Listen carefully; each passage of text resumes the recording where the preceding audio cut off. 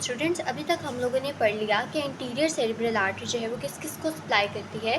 अब हम देखेंगे कि जब भी एंटीरियर सेरिब्रल आर्टरी का स्ट्रोक होता है तो क्या इंपॉर्टेंट साइन एंड सिम्टम्स हमें देखने को मिलते हैं। ठीक है, अब सबसे पहले आपको याद होगा हमने पढ़ा था कि जो एंटीरियर सेरिब्रल आर्टरी है वो सप्लाई किस किस को करती है। हमने कहा था कि ये सप्लाई करती है medial aspect of the cerebral hemisphere. ठीक है, इसके अलावा ये कुछ इंपॉर्टेंट सब कॉर्टिकल स्ट्रक्चर्स और एक बहुत इंपॉर्टेंट स्ट्रक्चर था जिसकी सप्लाई करी थी, दैट वाज कॉर्पस कैलोसम, जो कि हमने कहा था कि रिस्पॉन्सिबल होता है बाय मैनुअल टास्क के लिए। ठीक है, तो अब हम देखते हैं कि अगर इसका स्ट्रोक हो जाता है तो कौन से साइन एंड सिम्टम्स आते हैं। जो भी साइन एंड सिम्टम्स होते हैं वो इन्हीं स्ट्रक्चर से रेलिवेंट होते हैं। ठीक है, अब सबसे पहले कुछ इंपॉर्टेंट टर्म्स हैं जो आपकी बुक में वो लिखता है। पहले मैं इन टर्म्स को बताऊंगी, उसके बाद फिर हम स्टार्ट करेंगे इनकी क्लिनिकल मैनिफेस्टेशन को बुक से देखना। सबसे पहले एबुलिया क्या होता है। एबुलिया बेसिकली एक ऐसी कंडीशन है जिसमें एक पर्सन के अंदर जो भी अफेक्टेड होता है कोई मोटिवेशन नहीं रहती है।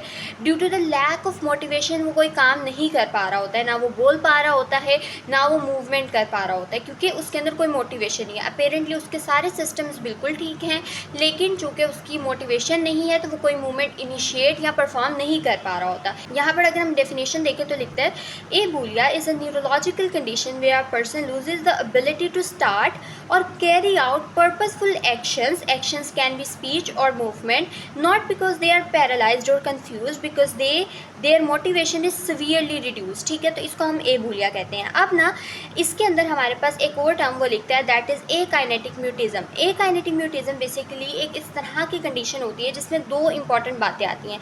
काइनेजिया हमें पता है मूवमेंट को कहते हैं, एकाइनेजिया क्या होगा, लैक ऑफ मूवमेंट, और म्यूटिज्म बेसिकली किससे रिलेटेड होता है, स्पीच से रिलेटेड होता है। And when there is no speech तो हम उसको कहते हैं कि दिस इज एकाइनेटिक म्यूटिज्म। तो no speech no movement is akinetic mutism. ठीक है, डेफिनेशन में वे लिखता है severe neuro behavioural syndrome where the patient is awake, patient जाग रहा है, अलर्ट है, but shows almost no voluntary movement, कोई वॉलंटरी मूवमेंट उसकी नहीं होती है, that is akinesia. And no speech जिसको हम म्यूटिज्म कहते हैं, despite preserved basic motor and language ability. उसके लैंग्वेज के लेरिंग्स फ्लेरिंग्स वॉइस वो हर चीज़ उसकी बिल्कुल ठीक है, उसके मोटर सिस्टम यानी उसके मसल्स बिल्कुल ठीक है, लेकिन वो पर्सन जो है वो अपनी कोई भी मूवमेंट इनिशिएट नहीं कर पा रहा है, क्योंकि उसके अंदर एक तो कोई मोटिवेशन नहीं रही है और उसका मोटर सिस्टम जो है यानी उसका जो ब्रेन है वो उसको अलाउ नहीं कर रहा। आपको पता होगा कि हम लोग पढ़ते हैं कि हमारे ब्रेन की जो फ्रंटल लोब होती है, ठीक है, और जो हमारे सेरिब्रल हेमिस्फीयर होता है, ये हमारे ब्रेन का वो पार्ट होता है that is related to execution of movement, planning of movement. ठीक है, इसके अलावा मोटिवेशन के साथ रिलेटेड होता है, हमारे डिसीजन मेकिंग के साथ रिलेटेड होता है। तो जब यही पार्ट आपका अफेक्टेड है तो कैसे ही कोई मूवमेंट होगी। आपका बॉडी बिल्कुल ठीक है, आपके ब्रेन को पता भी है कि उसने क्या करना है, लेकिन वो बॉडी को सिग्नल ही नहीं दे रहा कि उसने क्या करना है, वो मूवमेंट एग्जीक्यूट ही नहीं कर पा रहा। ठीक है, उसके बाद हमारे पास एक और टर्म आती है that is apraxia. Apraxia basically एक ऐसी कंडीशन होती है जिसके अंदर कोई भी पर्सन मूवमेंट तो कर लेता है पर मूवमेंट पर्पसफुल नहीं हो पाती है। ठीक है, ऐसी मूवमेंट जो किसी पर्सन को पहले से याद थी, पहले वो करता होता था, जैसे मैं एक पानी का ग्लास उठा रही हूँ, मुझे पता है मैंने ये उठाना है, ठीक है, तो वो पर्सन अपनी लर्नड एक्टिविटीज़ या लर्न मूवमेंट भी परफॉर्म नहीं कर पाता है। Inability to perform purposeful learn movements और gesture on command despite having the normal physical strength. ठीक है, इसमें ना हमारे पास एप्रेक्सिया में दो तरह का आता है, एक होता है इडियोमोटर और दूसरा होता है इडिएशनल। जो हमारे पास इडियोमोटर होता है ना, इसके अंदर पर्सन जो है वो ऑटोमेटिकली मूव कर लेता है लेकिन कमांड को फॉलो नहीं करता। ठीक है, क्योंकि पर्पसफुल मूवमेंट ही नहीं ना हो रही है, ऑटोमेटिकली कर लेता है लेकिन कमांड को। जबकि इडिएशनल वो होता है कि ना तो वो ऑटोमेटिकली कर पा रहा है, ना ही वो आपकी कमांड को अंडरस्टैंड कर पा रहा है। ठीक है, तो ये हमारे पास एप्रेक्सिया की भी दो टाइप्स आती हैं। ठीक है, ये भी मैं आपको बुक से भी दिखा दूँगी। तो ये कुछ इंपॉर्टेंट टर्म्स थी जो हमें पता होनी चाहिए।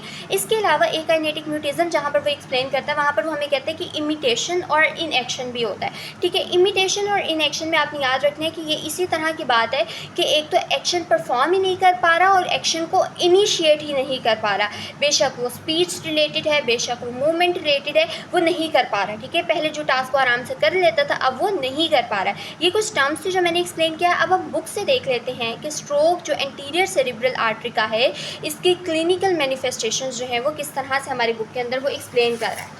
बुक से देखें तो यहाँ पर उसने हम लोग को एंटीरियर सेरिब्रल आर्टरी सिंड्रोम में सबसे पहले एंटीरियर सेरिब्रल आर्टरी की थोड़ी सी ब्लड सर्कुलेशन बताई हुई है। उसने कहा है कि medial aspect of the cerebral hemisphere को सप्लाई करती है, कुछ important subcortical structure, some part of the basal ganglia, anterior fornix और anterior 4/5 of the corpus callosum को ये सप्लाई करती है। ठीक है, उसके बाद आपने एक बात याद रखनी है, एंटीरियर सेरिब्रल आर्टरी सिंड्रोम में चूँकि ये आर्टरी वो है जो कि आपके मोटर एंड कॉर्टेक्स के एरियाज जो लोअर एक्सट्रीमिटी के हैं ये उसको सप्लाई करती है। ठीक है, तो अगर किसी के अंदर एंटीरियर सेरिब्रल आर्टरी सिंड्रोम है तो उसकी लोअर एक्सट्रीमिटी ज़्यादा अफेक्टेड होती है as compare to the upper extremity. ठीक है, उसके अलावा ये ब्लैडर वाले एरियाज़ को भी सप्लाई करती है, तो यूरिनरी इनकॉन्टिनेंस भी इन पेशेंट्स के अंदर हो रही होती है। ठीक है, जब हम आगे देखते हैं ना तो हमारे पास एक टेबल आता है इस बुक के अंदर, वो टेबल अगर हम याद कर लेना तो हमें सारी ज़िंदगी एंटीरियर सेरिब्रल आर्टरी सिंड्रोम के बारे में कोई कन्फ्यूजन जो है वो नहीं होगी। तो हम एक बार वो टेबल को पढ़ते हैं। यहाँ पर इस टेबल के अंदर आप देखें तो आपको क्लिनिकल मैनिफेस्टेशन ऑफ ACA नज़र आ रही हैं। ठीक है, आपने याद रखना है कि सबसे पहली चीज़ क्या होती है, कॉन्ट्रालेटरल हेमिपेरेसिस होती है। हमें पता है कि right side of the body left side को कंट्रोल करती है और left side of the body right side को कंट्रोल करती है। तो इसी तरह के साइन एंड सिम्टम्स है। कॉन्ट्रालेटरल मतलब ऑपोजिट साइड पर, अगर लेफ्ट साइड इफेक्टेड है तो राइट साइड पर, राइट साइड इफेक्टेड है तो लेफ्ट साइड पर साइन एंड सिम्टम्स आएंगे। Contralateral hemiparesis involving the lower extremity and upper extremity is more spare. ठीक है, बच जाती है अपर एक्सट्रीमिटी।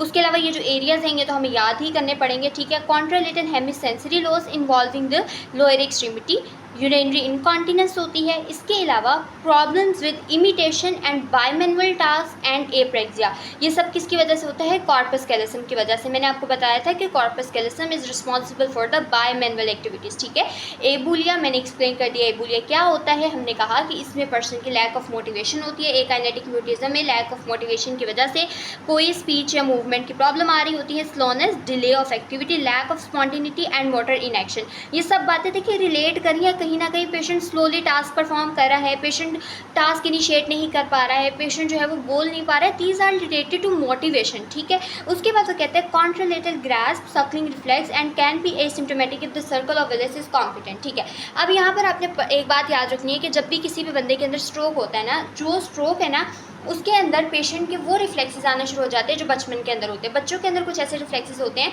जो विद टाइम जो है वो अडेप्ट करते हैं और कोई भी फंक्शनल और पर्पसफुल मूवमेंट अचीव करते हैं। ठीक है, आहिस्ता आहिस्ता जब जो है ये रिफ्लेक्सेस ख़त्म हो जाते हैं तो एडल्टहुड के अंदर जो है ना वो पर्सन के वो रिफ्लेक्सेस आपको एब्सेंट नज़र आते हैं। लेकिन जैसे ही स्ट्रोक होता है तो कुछ रिफ्लेक्सेस रिटर्न कर जाते हैं। ठीक है, तो वो बात इसने यहाँ पर लिखी हुई है। और अगर सर्कल ऑफ विलिस कॉम्पिटेंट होने से मुराद यहाँ पर ये है कि हमें पता है कि सर्कल ऑफ विलिस की वजह से कोलैटरल ब्लड सप्लाई आ रही है। तो अगर आपके इंटीरियर कम्युनिकेटिंग आर्टरीज बेहतर हैं और एंटीरियर ACA का स्ट्रोक हो भी गया और मसला इधर उधर सप्लाई आ रही है, वो उसको बर्दाश्त कर पा रहा है, देन साइन एंड सिम्टम्स थोड़े से आपको कम देखने को मिल सकते हैं। तो this was all about the clinical manifestation of the ACA syndrome.